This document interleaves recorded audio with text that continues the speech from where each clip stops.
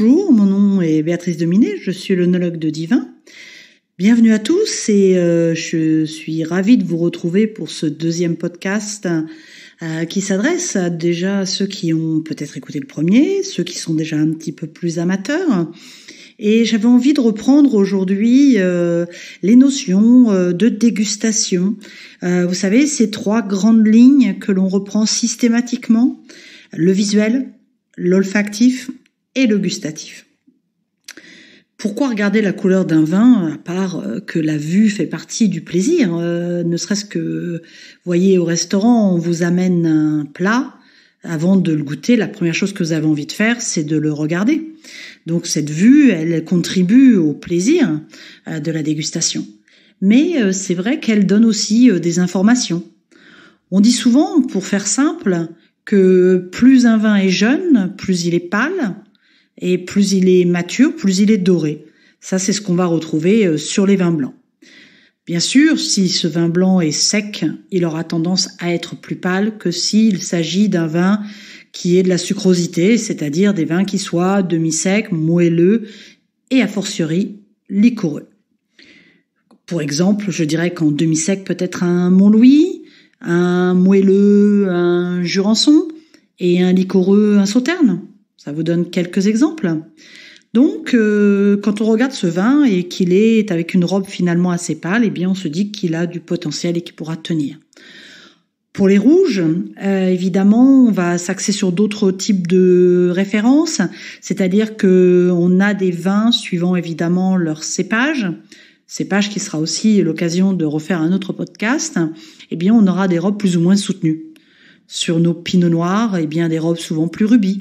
Sur des syrahs, des robes plus violacées. Donc vous voyez, on peut aussi penser, rien qu'à la couleur, à une provenance potentielle. Quand on repasse sur la deuxième partie de cette dégustation et la partie olfactive, on va se consacrer donc aux arômes. Et ces arômes, on peut les mettre dans des différentes catégories. On peut dire la catégorie des fruits, puis la catégorie des fleurs, la catégorie des épices ou des végétaux, etc., etc. Faut savoir que, avec le temps, les arômes évoluent. Sur un vin jeune, on a certains types d'arômes. Sur un vin en évolution, eh bien, ça va se modifier. Si je prends un exemple tout simple, si je vous dis ça sent la pomme, eh bien, au-delà du petit clin d'œil qu'on pourrait faire au tonton flingueur, eh bien, je dirais, si c'est de la pomme fraîche, eh bien, on est sur un vin jeune. Si c'est de la pomme compotée, on est sur un vin en évolution. Si c'est plutôt une pâte de fruits, eh bien, à ce moment-là, on est sur la maturité.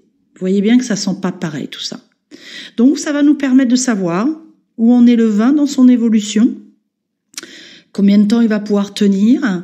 Est-ce que si j'ai envie de le boire demain, du coup, plus question de le faire tenir, eh bien, est-ce que je le carafe ou pas? En tout cas, essayez de le découvrir dans les meilleures conditions. Et puis chaque arôme aussi va être lié souvent à ce qu'on appelle un côté variétal, donc c'est-à-dire à nos cépages. Chardonnay, Sauvignon, Chenin, Pinot, etc. Deuxième partie sur l'olfactif, c'est évidemment la partie qui est liée à la vinification et au terroir, qui sera aussi essentielle et qui permettra de faire la différence entre les vins.